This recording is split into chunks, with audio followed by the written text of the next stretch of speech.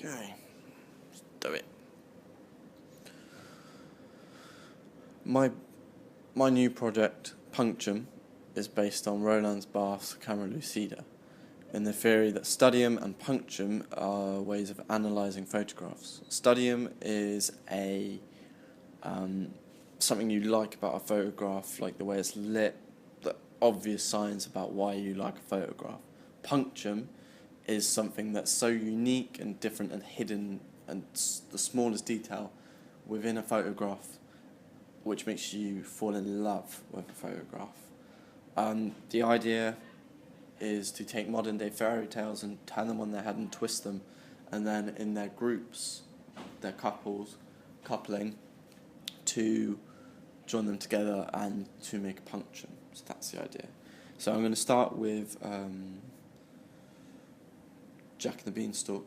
Jack and the Beanstalk is based on the London riots, and basically the idea is that the two photographs are opposite each other, and it's showing a young Jack who is a hoodie because he breaks into someone's house and kills them, which is what he does in the fairy tale, against a giant, and they're opposite each other and they're just about to have a fight.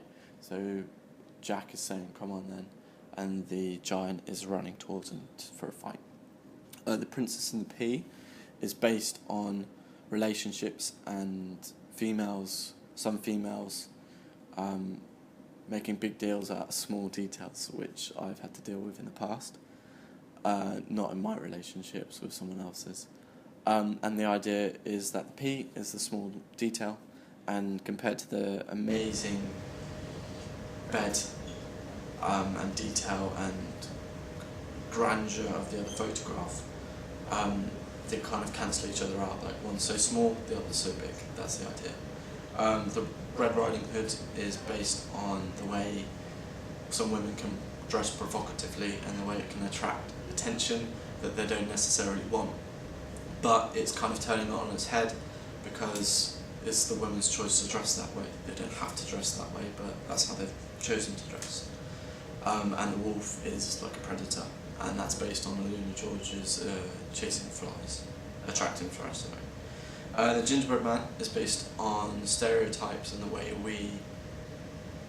my generation perceives their image, and the idea is the Gingerbread Man is a chav running away from something, and the fox is a hipster, and the way they dress and the way they verse each other, one that isn't necessarily right or winning, but they're just opposite, and that's the idea behind that.